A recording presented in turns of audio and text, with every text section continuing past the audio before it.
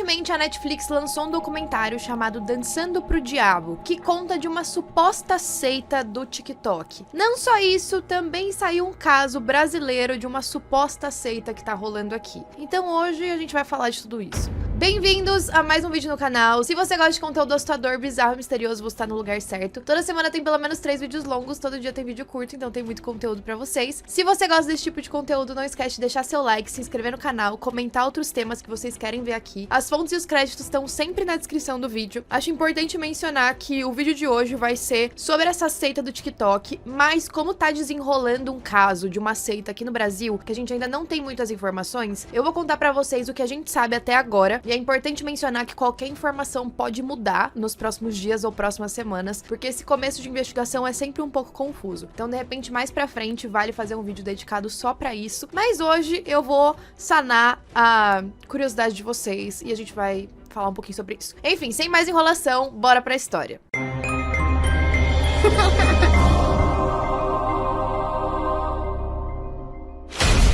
Em 2022, a família Wilkin fez uma live no TikTok alegando que uma das filhas deles tinha se juntado a uma seita e que eles não conseguiam contato com ela há mais de um ano. Logo depois que essa live foi pro ar, essa história viralizou e começaram a aparecer vários artigos dizendo coisas como: uma estrela do TikTok entra em uma seita. Essa suposta seita era chamada 7M e liderada por um cara chamado Robert Sheen. O Robert também era pastor de uma igreja chamada Shekinah, que fica em Los Angeles. Essa igreja dele não é afiliada com outras igrejas que têm o mesmo nome. E aí, com essa história viralizando, logo as pessoas descobriram que vários dançarinos do TikTok também faziam parte dessa mesma seita. Muitos deles tinham milhões de seguidores, tanto no Instagram quanto no TikTok. Alguns deles tinham participado de alguns programas famosos de dança, por exemplo, Dancing with the Stars, e além disso, eles iam dançar em turnês de cantores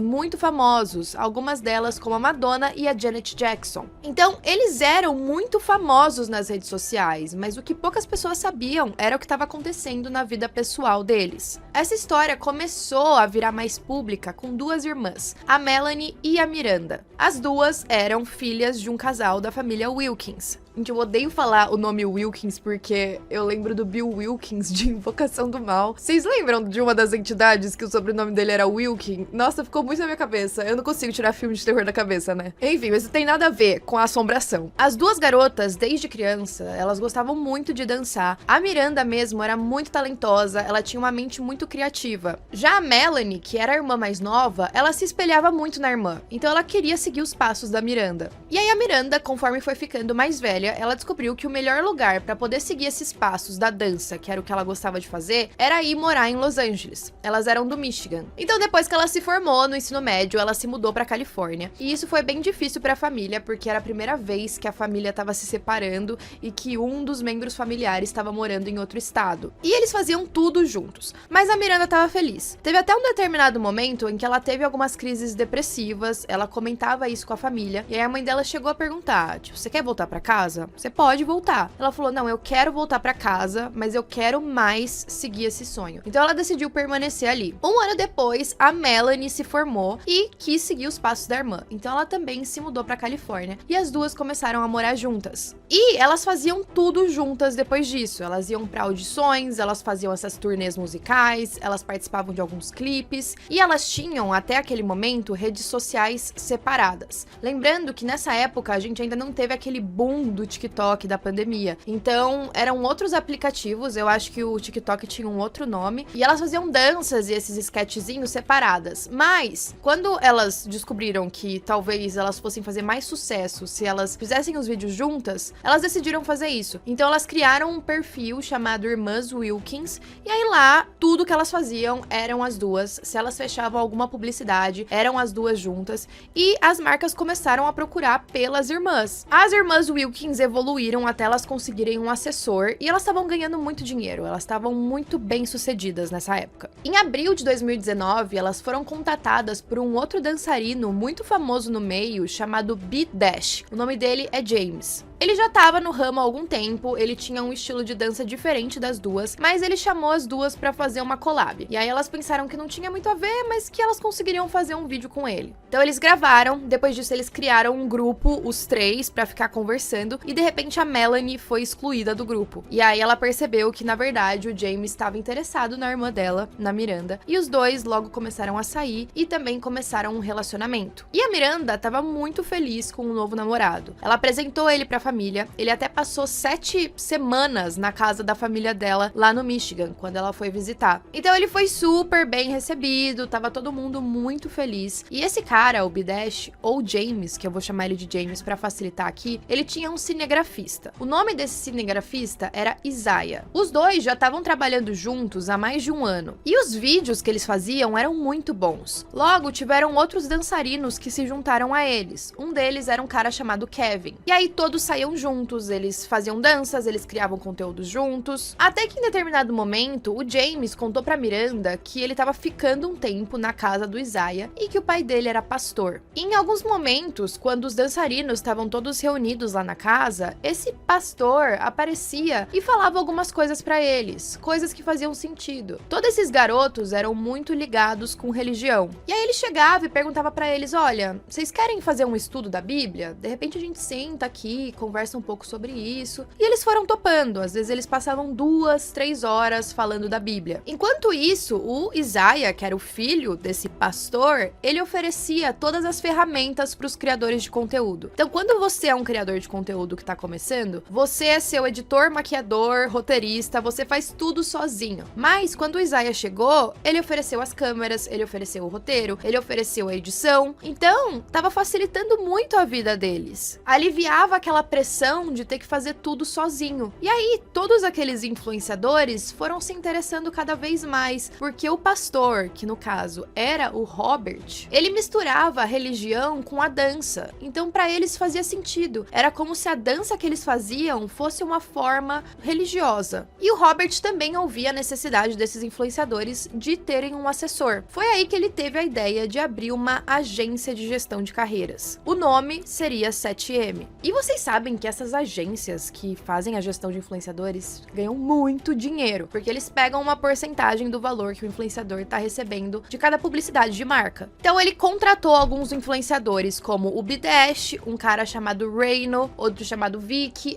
uma outra garota chamada Aubrey Fisher. Como eles viam os amigos participando, eles acreditavam que era algo confiável. A Miranda começou a frequentar a casa do Robert por namorar o James. E lá eles faziam grandes jantares, onde eles liam a Bíblia. A Miranda nem era muito religiosa, mas ela acabou se tornando. A esposa do Robert, uma mulher chamada Hannah Sheen, também começou a trabalhar na agência. No outono de 2020, a Melanie foi finalmente convidada para um jantar na casa do Robert. E para você frequentar a casa dele, ou até mesmo ter uma conversa sobre a agência, você tinha que ser convidado, você não podia simplesmente aparecer lá. Ela disse que várias outras pessoas também foram convidadas e tinha uma mesa gigante onde o Robert se sentava na ponta. E aí todo mundo ficava muito quieto. O Robert se levantou e perguntou pra Melanie se ela se considerava pecadora. E aí ela disse que não, mas ele disse que ela já tinha pecado cerca de 1000 vezes só naquele dia. Ele inclusive falou que se ela morresse naquele momento, ela iria pro inferno, mas que ele ia ajudar ela. Então todos fizeram um círculo de mãos dadas, onde ela ficou no meio. Ele colocou as mãos na cabeça dela e todos eles começaram a falar em línguas diferentes que ela não conseguia entender. E é bizarro, porque tem até as gravações desses sermões e não dá pra entender o que eles estão falando. E aí depois de um tempo, ele falou que ela tava salva. A Melanie achou aquilo estranho, mas ela nunca tinha sido exposta a nenhuma prática religiosa, então ela imaginou que fosse normal. O James e a Miranda, eles frequentavam muito esses jantares, lembrando que a Miranda morava com a Melanie, então ela ficava sabendo de tudo que a irmã estava fazendo. E os influenciadores que estavam na agência se inspiravam muito no Robert, porque o Robert morava em uma mansão, ele tinha vários carros luxuosos, ele tinha muito dinheiro. Então eles imaginavam que se eles seguissem o Robert, eles também iam conseguir todas essas riquezas, mas através de bênçãos. E ele mesmo falava que poderia deixar eles ricos, cheios de investimentos, casas, carros. Ele até ofereceu uma casa, uma mansão gigante para todos os influenciadores morarem juntos e gravarem conteúdo. E o culto acontecia sempre às quartas e aos domingos. No domingo, depois que a Melanie foi naquele jantar, ela não tinha recebido nenhum tipo de convite e ela também não estava pretendendo voltar para casa dele. Ela já tinha até feito planos que ela ia buscar uma amiga dela no aeroporto. E aí, mais ou menos no horário do culto, ela recebeu uma ligação da Chloe, uma das filhas do Robert. A Chloe disse que ela tinha acabado de falar com o Robert que ela precisava ir pro culto naquele dia, se não tinha como ela chamar um Uber ou um táxi pra amiga dela ir pro aeroporto. Mas a Melanie falou que não, tipo, você tá louca, eu não vou. E depois desse dia, ela decidiu que ela nunca mais ia frequentar aquele lugar. Ela achou muito estranho que existisse um local religioso que te obrigasse a ir e que você tivesse que cancelar qualquer compromisso que você tivesse. No começo da 7M, todo mundo ia todos os dias pra casa do Robert gravar conteúdo, o que quer que eles quisessem gravar. Só que depois de um tempo, o Robert começou a sugerir músicas. Ele também sugeriu que eles começassem a fazer vídeos dançando de terno. E muitos deles nem gostavam das músicas que o Robert sugeria, mas eles faziam mesmo assim. O Robert dizia que ele escolhia sempre as melhores músicas, as que tinham algum som celestial, que se eles usassem aquela música, era essa música que ia trazer bênçãos pra eles nas vidas deles. E o pior é que acabou dando certo. Eles estavam dançando músicas old school em uma época em que ninguém fazia isso. Então foi meio que inovador.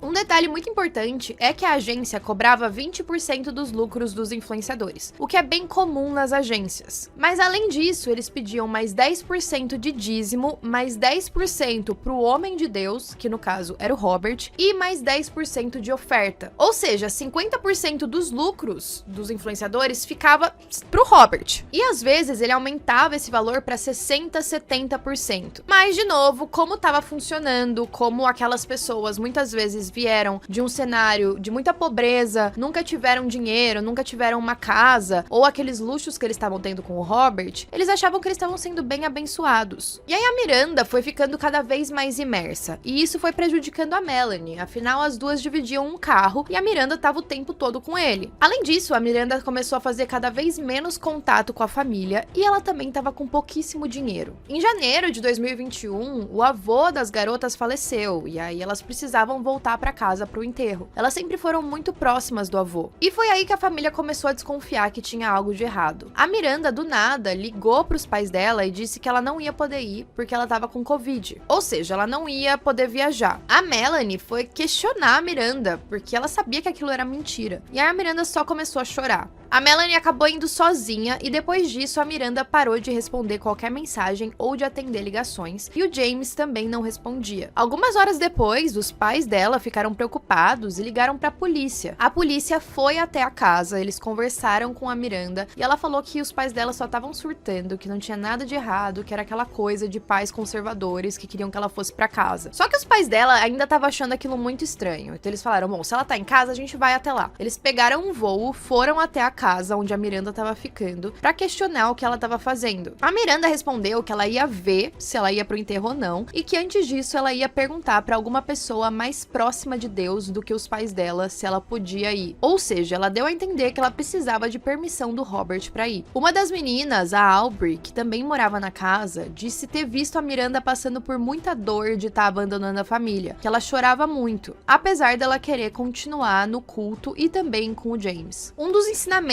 que o Robert falava para os influenciadores é que para você conseguir salvar sua família, você teria que morrer para eles. Assim, você seguiria a sua caminhada com Deus, e aí se você fosse pro céu, eles também iriam. Então ele fazia toda essa manipulação de que para você salvar a sua família, você não podia ter contato com ela. Mas é claro que isso era só uma tática do culto para deixar a pessoa excluída e só imersa dentro daquele lugar. O Robert chegou até a falar para um dos influenciadores que ele tinha que morrer pro próprio filho, criança. Tipo, como que ele ia abandonar o filho? Em agosto de 2021, o James pediu a Miranda em casamento, ela aceitou, os dois dois se casaram, e tudo isso sem contato com a família dela. Eles nem ficaram sabendo. Eles só ficaram sabendo que ela tava noiva e que ela ia se casar pelas redes sociais. Só que era muito chocante pra família. Imagina uma família unida até ali e de repente acontecimentos importantes da sua própria filha você nem fica sabendo porque ela tá dentro de uma seita. Agora, a família Wilkins, sem conseguir contato com a Miranda, decidiu entrar em contato com familiares de outras pessoas que estavam lá dentro pra ver se eles tinham uma experiência parecida. Uma outra família, por exemplo, se identificou 100% com o que eles estavam passando. E aí eles se encontraram pessoalmente pra tentar decidir o que eles poderiam fazer em relação a isso. Eles até ligaram pra uma linha de auxílio ao tráfico sexual, só que eles basicamente falaram que não podiam fazer nada, afinal todas as pessoas que estavam nesse suposto culto já eram adultos, então eles estariam ali por livre e espontânea vontade. A Miranda de vez em quando respondia alguns e-mails, mas os familiares começaram a desconfiar que era outra pessoa escrevendo por ela, porque não fazia sentido o jeito que ela escrevia. Então eles ficaram sabendo que ia ter um show público em que a Miranda ia participar, e aí eles foram até lá pra tentar vê-la. A Melanie acabou encontrando a irmã no banheiro e ela foi correndo abraçá-la, mas de acordo com ela, a Miranda ficou dura. Foi como se ela estivesse abraçando uma parede. E depois desse dia, ela bloqueou todo mundo em tudo, tanto em ligação quanto em mensagem. Foi só em fevereiro de 2022 que eles decidiram fazer a tal live contando tudo o que estava acontecendo pro público pra ver se eles conseguiam ajuda, porque eles não viam mais alternativas. Dentro da seita, o Robert dizia pros outros influenciadores que a família da Miranda só tava querendo continuar controlando ela, então eles não viam aquilo como um problema,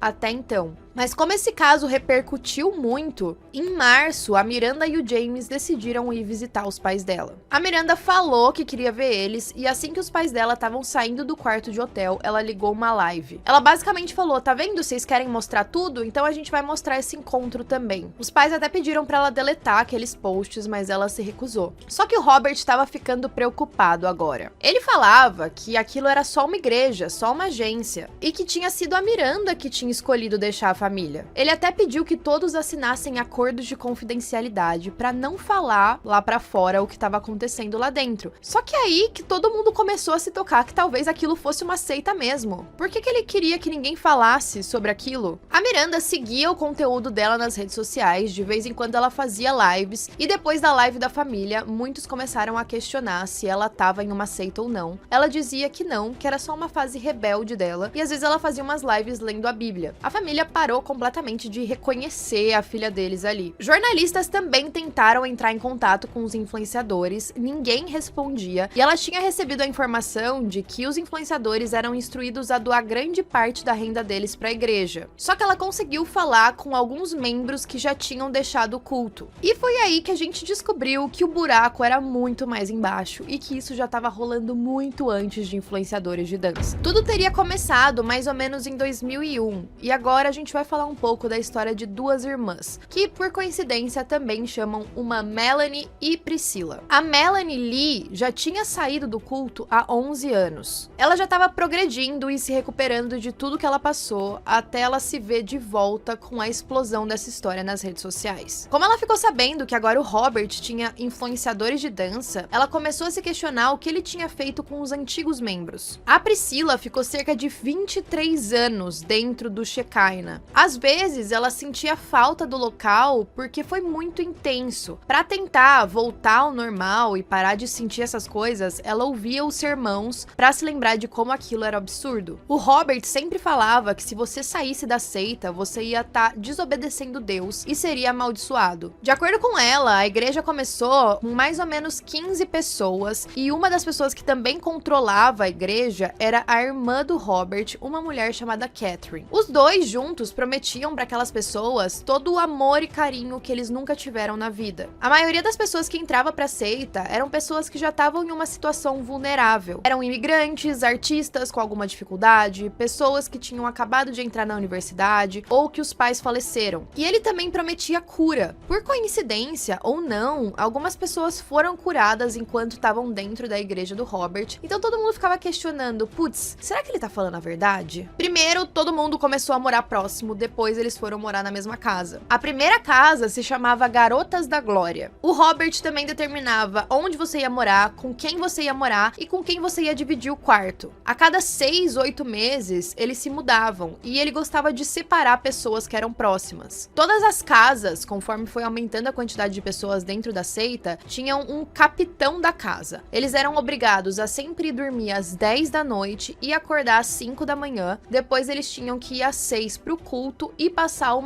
hora rezando. Eles também não podiam escolher o que eles iam comer. Era o Robert que escolhia. Apesar de tudo isso ser muito estranho, as pessoas que estavam ali eram muito gratas a ele e também a Deus. Isso pela nova família que eles tinham ganhado. Ah, e a maioria das pessoas do culto também não tinha acesso direto ao Robert. Isso porque ele era um homem sagrado. Então, cada uma das pessoas tinha um mentor espiritual da igreja. Então, quando você entrava no culto, você era designado a um mentor espiritual que ia estar em contato direto com você. Então, se você quisesse falar com o Robert, primeiro você tinha que falar com essa pessoa. Não demorou muito para eles precisarem de autorização para ir em qualquer lugar e fazer qualquer coisa. Até se você quisesse comprar novos sapatos, você precisava de aprovação. Ele também se aproveitava muito das pessoas. Ele colocava a galera para trabalhar e ele pagava um salário muito pequeno. Então ele ia enriquecendo à custa dessas pessoas. Ele até começou a tentar entrar em Hollywood. Ele se autodenominava como produtor executivo de uns filmes indies. Só que como isso não deu certo, ele foi atrás dos influenciadores nas redes sociais. Tudo só começou a desmoronar quando a live da família Wilkins foi pro ar e aí as marcas pararam de trabalhar com os influenciadores da 7M. Nessa hora, ele entrou em pânico e a própria filha do Robert decidiu sair. Muitos influenciadores saíram junto porque eles falaram, bom, se a filha dele tá saindo, alguma coisa deve ter de errado. Mas metade do grupo ainda ficou. Como a maioria das famílias dessas pessoas tentavam entrar em contato com eles, o Robert decidiu mudar de estratégia. Ele falou, não, vocês podem falar com seus pais, marcam uns encontros rápidos aí pra eles pararem de encher o saco. Então a Miranda voltou a ver a família, mas ela foi bem clara dizendo que não queria ficar falando sobre a seita. Se eles mencionassem esse assunto, eles não iam ver ela nunca mais. Então, os pais, claro, concordaram, eles não queriam perder o contato com a filha. Então, eles começaram a se encontrar meio nesse nível, tipo, meio vazio, meio sem poder falar sobre aquilo quando tem um elefante no meio da sala. Apesar disso, eles conseguiram voltar a ver a Miranda, ela frequentava mais a casa dos pais e começou a dar um pouco mais de esperança. Mas aí que a história fica ainda pior. Não demorou muito para muitas mulheres alegarem que estavam sendo abusadas sexualmente pelo Robert. O Robert ficava pedindo favores sexuais para essas mulheres. E elas aceitavam porque ele prometia uma posição de ser a esposa dele, ou seja, a mulher de Deus. Como ele fazia isso? Ele chamava essas mulheres para fazerem massagens nele. E elas se sentiam muito privilegiadas, afinal elas iam ter um momento ali com o homem de Deus, a pessoa sagrada, que até então elas nem podiam ter contato direto. Só que daí ele ia pedindo esses favores sexuais. O que elas não sabiam é que ele já tinha uma esposa. A Catherine, a própria irmã do Robert, falou que ele tinha que pagar por esses crimes e que ele não era o homem de Deus. E aí o Robert só fez parecer que ele estava sendo seduzido por aquelas mulheres. Ele falava que ele também era humano. Ele também disse que ele é homem, que ele tem as tentações dele, que ele lutava contra isso e ele pediu perdão para todos ali no culto. E ele falou de um jeito super suave. Algumas pessoas que estavam ali ficaram realmente tocadas e acreditaram nele. Eles acreditavam que ele era um homem muito humilde, que ele estava admitindo uma fraqueza. Só que muitas das mulheres, inclusive a irmã dele, a Catherine, saíram do culto com essas alegações, apesar de metade ainda ter ficado. O Robert tinha perdido todos os funcionários, mas ele começou a encher de amor as pessoas que ficaram. Aí ele começou a falar que ele tinha uma esposa, mas era permitido que ele tivesse amantes. Ele pediu, inclusive, pra Melanie ser alguma delas, uma das irmãs que a gente tava falando agora. Agora, a segunda Melanie, tá? Não a irmã da Miranda. Ele também começou a falar que queria que ela dormisse com outros membros. Só que nessa hora foi quando ela decidiu sair. Depois que a Melanie foi embora, o Robert foi atrás da Priscila e começou a pedir esses favores sexuais pra ela, coisa que ela fez durante muito tempo. Eu acredito que a Priscila foi a amante do Robert que ficou por mais tempo, e aí em determinado momento a Catherine, a esposa dele, descobriu da relação dos dois. Um dia ela invadiu o quarto da Priscila e começou a gritar com ela e bater nela. A Priscila não sabia o que estava acontecendo, o Robert apareceu no quarto e ele ficou só observando enquanto a esposa batia na Priscila. E ele falava que ela não estava errada. Da saída da Melanie pra quando a Priscila saiu, demorou alguns bons anos. Mas depois desse incidente, ela também decidiu que era hora de ir embora. Agora, tenham em mente que é muito difícil processar um culto. Afinal, um culto existir não é algo ilegal. Só fica mais fácil de processar se a pessoa lá dentro estiver cometendo crimes. Por exemplo,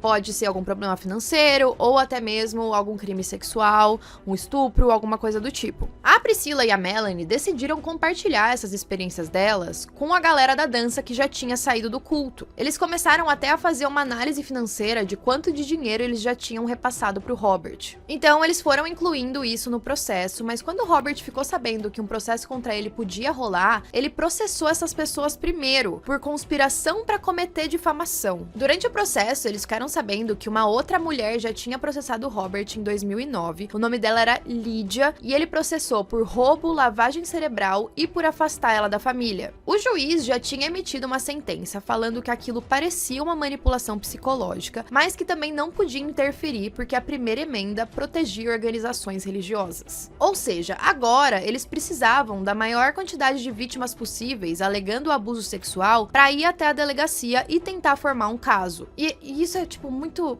chocante, eu fico muito indignada com essas coisas, porque a Priscila foi contar a história dela, ela contou todo o abuso que ela sofreu pelo Robert, e os policiais falaram, tá bom, a gente vai guardar a sua história, mas a gente precisa que mais mulheres falem sobre isso.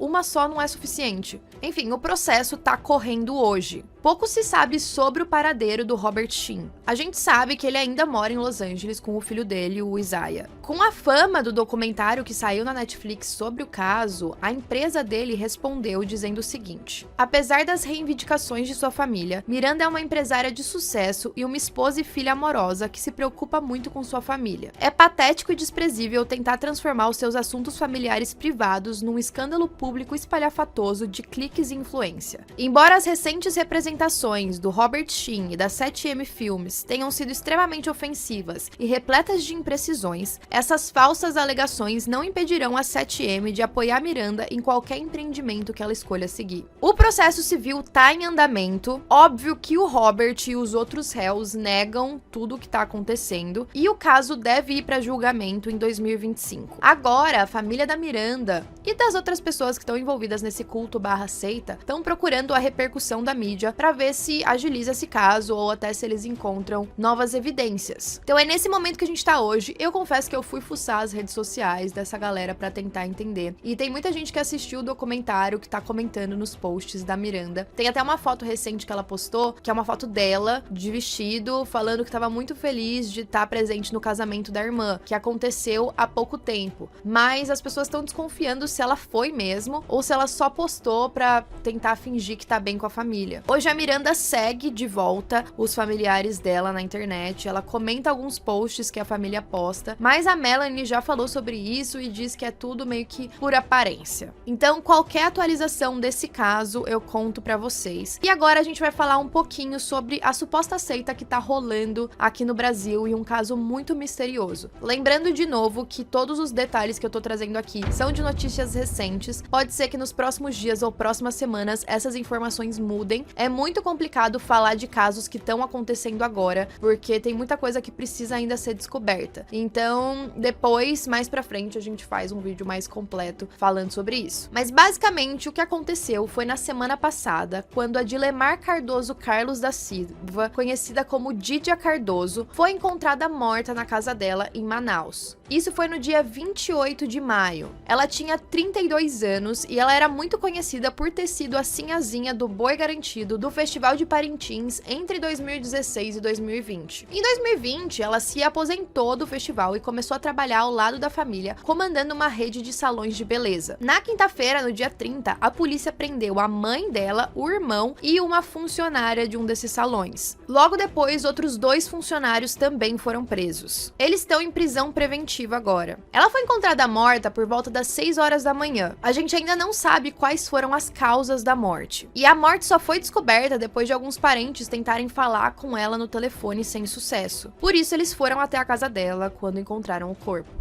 Os mandados de prisão foram emitidos por conta dos crimes de tráfico de drogas, associação para o tráfico e também estupro em nome do Ademar Farias, que é o irmão da Didia. E aí vocês devem estar pensando, tá, mas o que isso tem a ver com um culto? O Ademar Cardoso, o irmão da Didia, tinha o costume de publicar algumas teorias da conspiração nas redes sociais dele. Coisas sobre alienígenas, dimensões alternativas. E aí a Polícia Civil descobriu que ele liderava uma seita religiosa. O nome da seita é Pai, Mãe, Vida. Segundo o inquérito policial, ele era o líder e acreditava ser Jesus, enquanto a mãe da Didia, a Cleusimar, seria Maria. Já a Didia seria a Maria Madalena. Um dos textos que ele publicou nas redes sociais dizia coisas como: a metafísica sugere que a Matrix é criada pela mente humana e que nossa percepção da realidade é moldada por nossas crenças e pensamentos. Através da meditação e da visualização, podemos acessar a consciência universal e transcender a Matrix. Na descrição do perfil do Instagram dele, ele se autodenomina como observador. Alguns mandados de busca e apreensão também foram emitidos pelo Poder Judiciário. Em uma unidade do salão de beleza foram encontradas ampolas de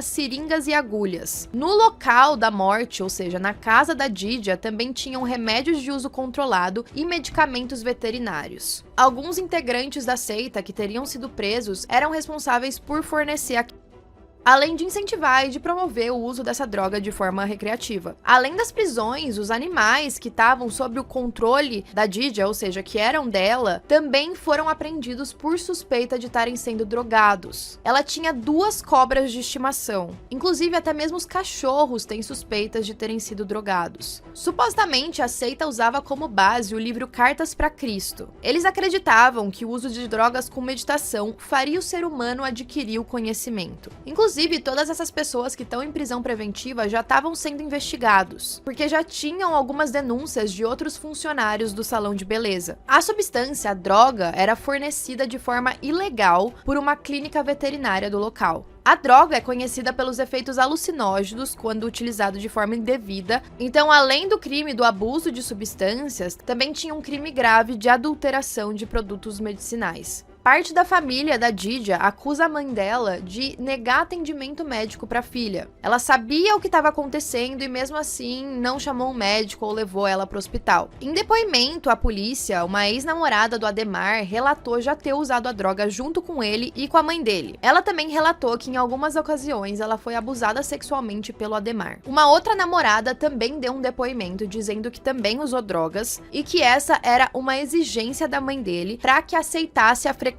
dela indo na casa deles. De acordo com ela, teria sido uma forma de purificação. Durante o depoimento, a jovem também alegou que estava sofrendo de infecções urinárias frequentes, possivelmente por conta do uso de drogas. E ela também disse que, uma vez enquanto ela estava internada, o Ademar chegou a levar droga para ela no hospital. A advogada que assumiu a defesa de 2 dos suspeitos disse que vai seguir a linha de alegar incapacidade mental dos familiares da Didia. Isso pelo fato deles serem usuários de drogas. Um dos familiares da Didia fez uma publicação no Facebook e tem um trecho em que ele alega o seguinte: a Didia morreu por omissão de socorro por parte da mãe dela e da turma do Belle Femme de Manaus. A casa dela na Cidade Nova se tornou uma cracolândia. Toda vez que tentávamos internar a Didia, éramos impedidos pela mãe e pela quadrilha de alguns funcionários que fazem parte do esquema deles. A mãe dela sempre dizia pra nós não interferirmos na vida deles e que ela sabia o que estava fazendo. Ficamos de mãos atadas. E tá do mesmo jeito lá, todos se drogando na casa dela. Uma deputada estadual do Amazonas também fez algumas manifestações contra os maus tratos animais que estavam acontecendo ali na casa. Em uma nota conjunta do Salão Belle Femme, eles alegaram que eles estão tendo que lidar com notícias falsas e polêmicas quanto à causa da morte. E o texto finaliza dizendo: toda e qualquer circunstância que envolve o falecimento de Didia será esclarecida perante as autoridades. Essas basicamente são as informações que a gente tem até agora. Como eu falei pra vocês, tudo pode mudar, a gente precisa descobrir várias coisas ainda, principalmente se todas essas alegações que os sites de notícia estão publicando até agora são verdadeiras ou não. Então eu vou estar acompanhando nos próximos dias, próximas semanas. Se a gente tiver mais atualizações e informações mais certeiras, eu venho fazer um vídeo só sobre isso. Mas como vocês estavam pedindo bastante, eu decidi juntar um compilado de tudo que eu achei na internet até agora. Então, comentem aí o que vocês acharam e até a próxima.